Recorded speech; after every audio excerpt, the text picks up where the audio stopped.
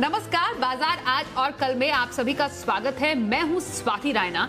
इस शो में हम आपको बताने वाले हैं बाजार में आज का पूरा एक्शन, साथ ही कल के लिए क्या बनाए आप स्ट्रैटेजी, और आपकी कल की तैयारी कराने के लिए शो में हमेशा की तरह हमारे साथ शामिल हो चुके हैं जी बिजनेस के मैनेजिंग एडिटर अनिल सिंघवी। अनिल जी, बहुत स्वागत है आपका। और खास एक्सपर्ट आज हमारे साथ हैं, वो हैं सुदीप बंदोपाध्याय। सुदीप सर, आपका भी बहुत स्वागत है। और रिसर्च से भी मेरे सभी सहयोगी जुड़े हुए हैं। परिचय करा दे, कुशल से जानेंगे आज का बाजार का हाल और एमएनएम में एक्शन की वजह, कैसे रहेंगे टाटा स्टील के नतीजे जानेंगे वरुण से, अदानी पोर्ट्स के नतीजों का अनुमान बताएंगे देवांशी, और आईआरसीटी से जुड़ी बड़ी खबर बताएंगे हमें सृष्टि शर्मा। लेकिन सबसे पहले बाजार के आज के कारोबार पर डाल लेते हैं एक नजर। तो हफ्ते का पहला ही दिन बाजार दम दिखाते हुए नजर आया। ऑल टाइम हाई पर जा बैठा। निफ्टी करीब 200 अंकों की तेजी के साथ 15,116 पर बंद हुआ, तो सेंसेक्स 617 अंकों की तेजी के साथ 51,300 के पार निकल गया। बैंक शेयरों में खास तौर पर हमने देखा शानदार तेजी के कारण बैंक निफ्टी भी करीब 1% की तेजी के साथ आज बंद हुआ। वहीं एफआईआई और डीआईआई से क्या संकेत आज मिले? एफआईआई यानी विदेशी संस्थागत निवेशकों ने कैश मार्केट में 1877 करोड़ रुपए की आज खरीदारी की। वहीं डीआईआई यानी घरेलू संस्थागत निवेशकों ने 505 करोड़ रुपए की आज बिकवाली की।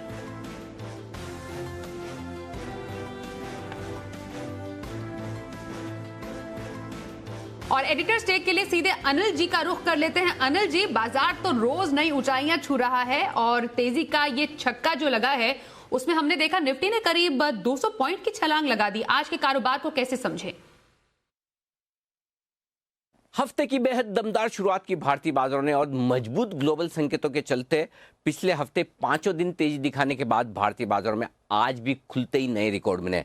लगातार ये चौथा ट्रेडिंग सेशन था जब इंट्राडे बेसिस पर निफ्टी और सेंसेक्स ने नए रिकॉर्ड बनाए, और क्लोजिंग बेसिस पर यह लगातार पांचवा ट्रेडिंग सेशन था जब निफ्टी, सेंसेक्स और बैंक निफ्टी ने रिकॉर्ड हाई छुए। आज बैंक निफ्टी दिन के दौरान नया रिकॉर्ड बनाने से थोड़ा सा चूक गया, लेकिन निफ्टी और सेंसेक्स में जबरदस्त तेजी दिखी, और तेजी चौतरफा खरीदारी के साथ नजर आई। हालांकि हल्की फुल्की प्रॉफिट बुकिंग एफएमसीजी शेयरों में थी, लेकिन ओवरऑल जबरदस्त मजबूती का माहौल था। लगातार एक के बाद एक सेक्टर्स और स्पेशली कैश मार्केट के स्टॉक्स जबरदस्त एक्शन में रहे। तो जो तेजी है, जो रैली है, वो और फैलती नजर आ रही है, ब्रॉड बेस होती हुई दिख रही है। वजह साफ है, एक और जहां ग्लोबल मार्केट्स बेहद मजबूत है वहां से सपोर्ट आ रहा है, दूसरी तरफ नतीजों का सीजन हमारे बाजारों का जबरदस्त चल रहा है। अच्छे नतीजे आ रहे हैं कंपनियों के, स्पेशली मिड कैप्स के।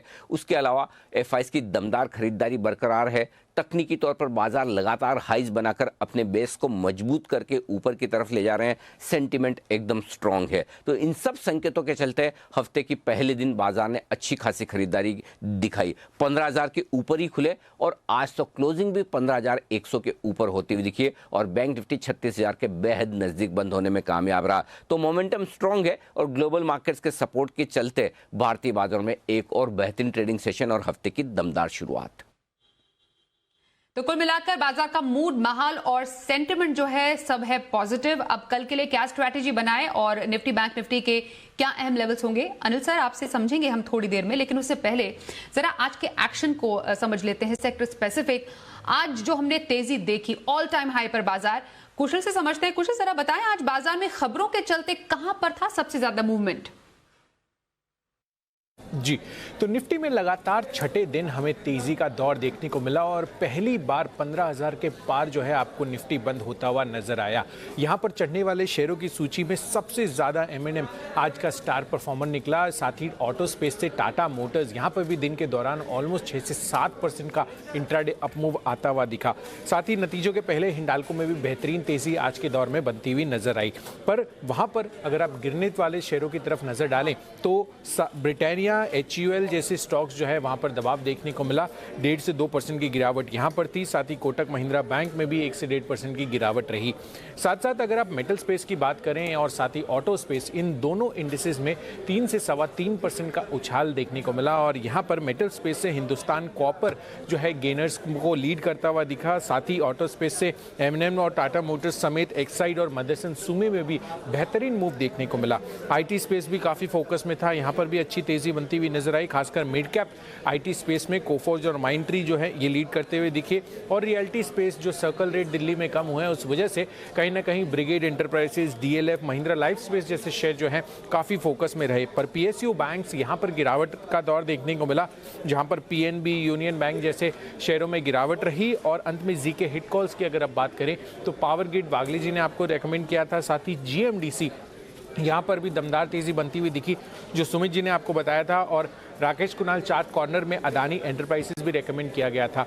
तो नेट ओवरऑल अगर आप देखेंगे तो बेहतरीन तेजी आज के सत्र में बाजार की रही।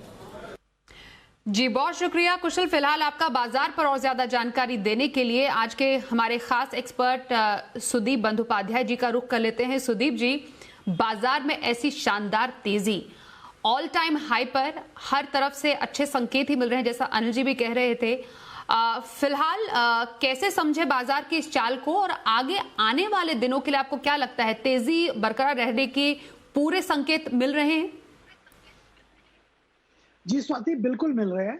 ग्लोबल मार्केट्स में इतना सपोर्ट मिल रहा है मार्केट से, और ग्लोबल मार्केट्स में इतना अच्छा लिक्विडिटी का माहौल है जो डोमेस्टिक मार्केट को बहुत अच्छा सपोर्ट कर रहा है। और आने वाले दिनों में भी जैसे यूएस पॉलिटिक्स और यूएस डेमोक्रेटिक पार्टी जो कि पावर में है, उनका जो कोशिश है 1.9 ट्रिलियन फिस्कल सपोर्ट लाने का, और ये अगर हो जाता है या इसके लगभग करीब 1.5 से 1.9 ट्रिलियन अगर मार्केट में आता है, यूएस इकोनॉमी में आता है, तो उसका बहुत बड़ा फायदा ग्लोबल मार्केट्स को मिलेगा। और इमर्जिंग मार्केट्स जो अच्छा परफॉर्म कर रहा है उसके नाते इंडियन मार्केट को मिलेगा। तो हम लोगों को लगता है कि मार्केट में और भी बहुत अच्छे दिन, अच्छा मूवमेंट देखने का संभावना आने वाले दिनों में रहेगा। तो निवेशक जो अच्छे शेयर्स है, अच्छे काउंटर्स है, वहां पे अभी भी बेझिझक खरीदारी कर सकते हैं। बहुत बड़ी शंका की बात नहीं है। थोड़ा बहुत प्रॉफिट बुकिंग बीच बीच में देखने को मिल सकता है, जैसे आज भी हल्का फुल्का प्रॉफिट बुकिंग जो एफएमसीजी स्टॉक्स में देखने को मिला, थोड़ा बहुत सेलिंग पीएसयू स्टॉक्स में देखने को मिला।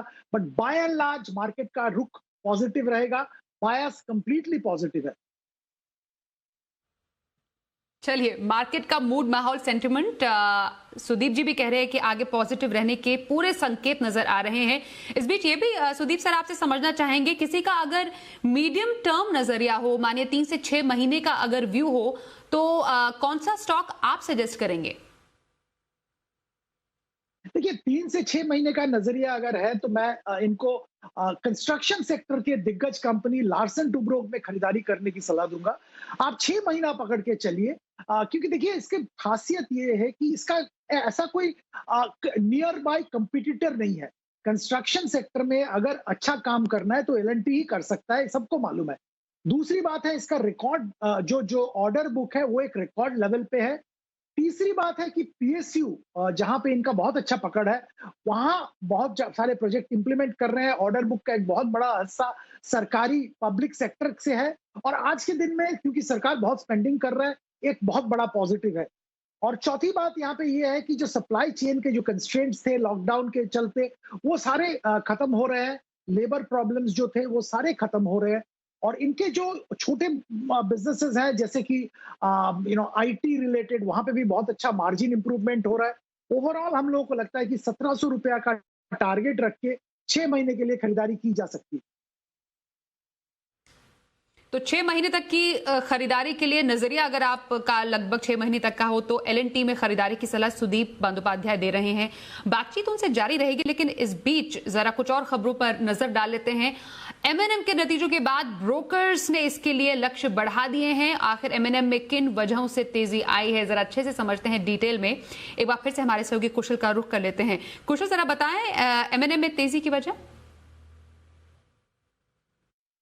जी, तो बेहतरीन नतीजों के बाद एमएनएम आज निफ्टी का टॉप गेनर निकल कर आया। 7 से 8% तक की तेजी यहां पर रही, और यहां पर जिस तरह के नतीजे आए थे उसके बाद ब्रोकरेजेस ने तो अपने टारगेट्स रिवाइज किए ही। इनफैक्ट नोमुरा जो है 1165 के लक्ष्य देता हुआ दिखा।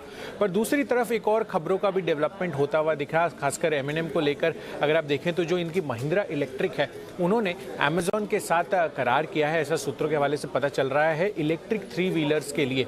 और यहाँ पर ये बाजार जो है और आगे बढ़ बढ़ता हुआ नजर आ रहा है, क्योंकि यहाँ पर अमेजॉन इंडिया की अगर आप बात करें तो उन्होंने महिंद्रा को ऑलरेडी जो है 1000 थ्री व्हीलर का ऑर्डर दिया है। तो कहीं ना कहीं आगे ईवी की स्पेस जो है वो महिंद्रा इलेक्ट्रिक जो कि M&M की होली ओन सब्सिडियरी है, उनके लिए काफ़ी कैश फ्लोज जो है बेहतरीन होते हुए आगे के लिए नजर आ रहे हैं और अच्छे ऑर्डर्स की उम्मीद जताई जा रही है, खासकर ई कॉमर्स को लेकर, जिसमें फ्लिपकार्ट, जियो मार्ट और साथ ही अगर आप बिग बास्केट की भी बात करें, उन्होंने ऑलरेडी ईवीज यूज करने शुरू कर दिए हैं। इनफैक्ट अमेजॉन की तो रणनीति है कि 2030 तक वो अपनी ग्लोबल फ्लीट में 1 लाख से भी ज़्यादा ईवीज जो है शामिल करते हुए नजर आएंगे। तो अपने आप पे ये काफ़ी ट्रांसफॉर्मेशनल चीज़ है अगर आप इलेक्ट्रिक व्हीकल्स के स्पेस से बात करें, और खासकर M&M जो यहाँ पर लीड लेता हुआ नजर आ रहा है, उस वजह से इनके लिए काफ़ी बेहतरीन खबर ये आती हुई दिख रही है।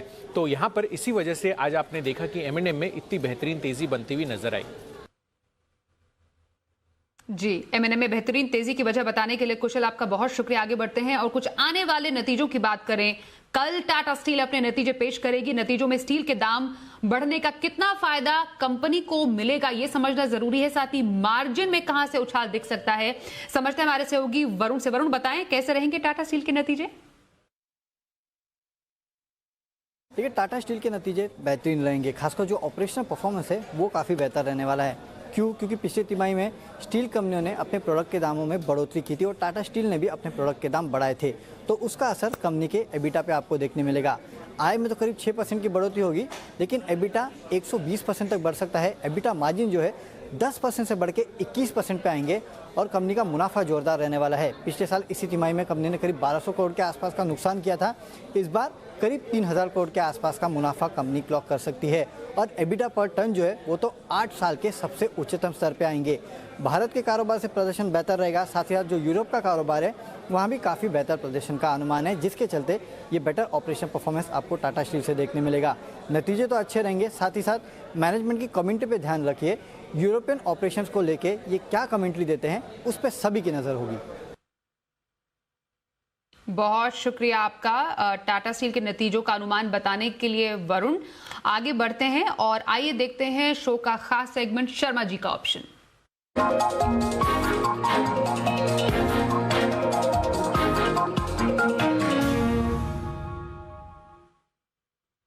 HDFC सिक्योरिटीज के VK शर्मा जी से बात करते हैं, फोन लाइन पर है हमारे साथ। सर, एक बार फिर से बहुत स्वागत है आपका। बताइए, अब बम्पर कमाई का कौन सा ऑप्शन बताएंगे आज?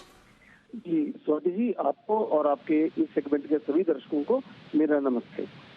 दो स्टॉक लेकर उपस्थित हुआ हूँ हमेशा की तरह, और आज मैं हरिद्वार से बोल रहा हूँ अपने उत्तरांचल में, और इन्फोसिस के अंदर मैं सलाह दे रहा हूँ कि आप 1320 की कॉल ले सकते हैं।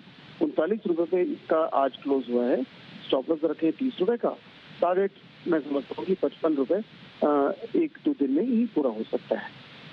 दूसरा स्टॉक जो है वो बर्जर पेंट्स है। ये काफी दिनों के बाद वापस चलना शुरू हुआ है। यहाँ पे मैं समझता हूँ कि 760 की कॉल 32 रुपए पे दी जा सकती है। 24 रुपए का स्टॉप लॉस रखें, टारगेट यहाँ पे 45 रुपए है। दोनों ही स्टॉक अच्छे हैं और इनमें से निवेशक अपनी दृष्टि के हिसाब से, निवेशक तो क्या, ट्रेडर अपनी मर्जी के हिसाब से चुन सकते हैं। धन्यवाद, जय हिंद। चलिए, शो में अब समझते हैं कल के लिए क्या बनाए आप स्ट्रैटेजी। सीधे अनिल जी का रुख कर लेते हैं। अनिल जी जरा बताएं, अब कल के लिए क्या स्ट्रैटेजी रखें? निफ्टी, बैंक निफ्टी के किन अहम लेवल्स पर नजर होनी चाहिए? जहां तक कल के बाजारों का सवाल है, 15,000 के आसपास निफ्टी पर अब मजबूत सपोर्ट है और ऊपरी स्तरों पर निफ्टी 15,300 से 15,500 के रेंज में धीमे धीमे जाने के लिए तैयार होता हुआ दिख रहा है। अब भी शॉर्ट पोजीशन काफ़ी है निफ्टी में, और 15,100 के ऊपर क्लोजिंग होने के बाद हल्की फुल्की अगर कमज़ोर शुरुआत होती है ग्लोबल मार्केट्स के संकेतों के चलते, तो भारतीय बाजारों में शॉर्ट कवरिंग और खरीदारी का सहारा मिलेगा। भारतीय बाजारों के बंद होने के वक्त डाउ फ्यूचर्स हरी निशान में ट्रेड करते हुए दिख रहे थे, यानी कि अमेरिका से एक स्टेबल मजबूत ट्रेडिंग सेशन की उम्मीद फिर से है। बैंक निफ्टी का जहाँ तक सवाल है, 35,350 35,500 के आसपास मजबूत सपोर्ट जो बैंक निफ्टी पर निकल कर आ रहा है। ऊपरी स्तरों पर यह जरूर कह सकते हैं कि 36,400 36,600 वो रेंज है जहां पर हल्की फुल्की प्रॉफिट बुकिंग है, और उसको पार करने के बाद बैंक निफ्टी में नई तेजी बनेगी। लेकिन ओवरऑल अगर आप देखें तो इसमें कोई डाउट नहीं कि बाजार मजबूती के साथ है और बाय ऑन डिप्स, यानी कि हर गिरावट में खरीदारी का माहौल बनता हुआ दिख रहा है। अब इंडेक्स अगर थोड़े रुकते हुए नजर भी आए, तब भी आपके लिए कैश मार्केट के स्टॉक्स में और सेक्टर स्पेसिफिक जबरदस्त मौके हैं जहां पर लगातार खरीदारी होती दिख रही है। आप देखिए सरकारी कंपनियां हुई, सीमेंट कंपनियां हुई, आईटी कंपनियां, कुछ न कुछ इस बाजार में जबरदस्त एक्शन में दिख रहा है और वही एक्शन आपको पकड़ना है। तो उम्मीद कर सकते हैं कल भी एक बड़ा एक्शन का दिन होगा। ये हफ्ता नतीजों के लिहाज से आखिरी हफ्ता है और काफ़ी कंपनियों के नतीजे इस हफ्ते आने वाले हैं, चाहे वो दिग्गज निफ्टी और वायदा कारोबार की कंपनियां हों, चाहे कैश मार्केट की लंबी लिस्ट है। तो अब आपको फोकस स्टॉक स्पेसिफिक एक्शन पर करना है जो अगले 4 ट्रेडिंग सेशन इस हफ्ते में बरकरार रहेगा। बहुत शुक्रिया सर शो में शामिल होने के लिए और कल के लिए स्ट्रैटेजी बताने के लिए आपका। आगे बढ़ते हैं और शो के खास सेगमेंट कल का ऑप्शन देखते हैं।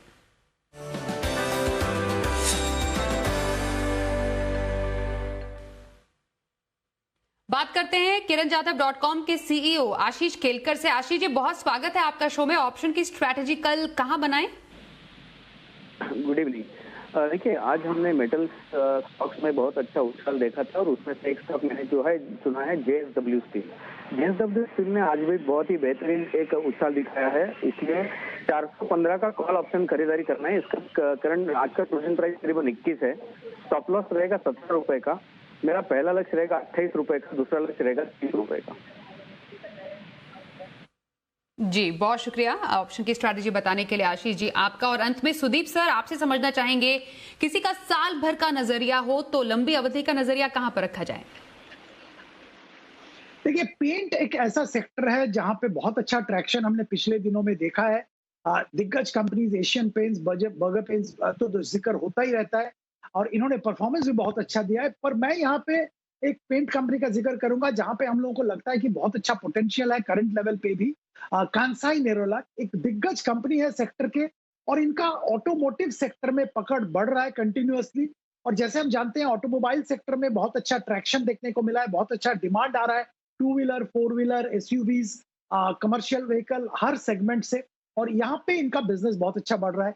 इंडस्ट्रियल कोटिंग यहाँ पे भी कंसाई नेरोलैक का अच्छा पकड़ है और यहाँ पे भी क्योंकि इंडस्ट्री वापस एक मोमेंटम गेन कर रहा है तो यहाँ पे भी डिमांड बढ़ रहा है। और डेकोरेटिव पेंट्स का जो डिमांड है ये टियर 1, टियर 2 के अलावा भी टियर 3, टियर 4 सेगमेंट के जो टाउन है वहां से आ रहा है। ओवरऑल अच्छा खासा बिजनेस ग्रोथ हो रहा है और जो रॉ मटेरियल कॉस्ट का इन्फ्लेशन हो रहा है, थोड़ा बहुत बढ़ रहा है प्राइसेस, जिसको लेके शंका निवेशक के मन में रहता है। वहां पे इस कंपनी ने क्या किया, सही टाइम पे प्राइस हाइक लिया और हम लोगों को लगता है कि जो कॉस्ट इंक्रीज हुआ है वो लॉन्ग टर्म नहीं है, वो शॉर्ट टर्म के बाद सेटल डाउन करेगा और प्राइस हाइक जो इन्होंने लिया है वो कंटिन्यू करेगा। तो ओवरऑल आने वाले दिनों में और भी मार्जिन इंप्रूवमेंट की संभावना है। 750 रुपए का टारगेट लेके 1 साल के लिए निवेशक यहाँ पे खरीदारी कर सकते हैं। बिल्कुल, 1 साल तक का नजरिया हो तो कंसाई नेरोलैक पसंद बताई है हमारे आज के एक्सपर्ट सुदीप बंदोपाध्याय ने। सर बहुत शुक्रिया, आप हमारे साथ शो में शामिल हुए और सभी सहयोगियों का भी बहुत शुक्रिया। आज के लिए शो में बस इतना ही। कल होगी फिर से मुलाकात, साथ ही बाजार का लाइव एक्शन देखने के लिए सुबह 7 बजे से देखिए जी बिजनेस।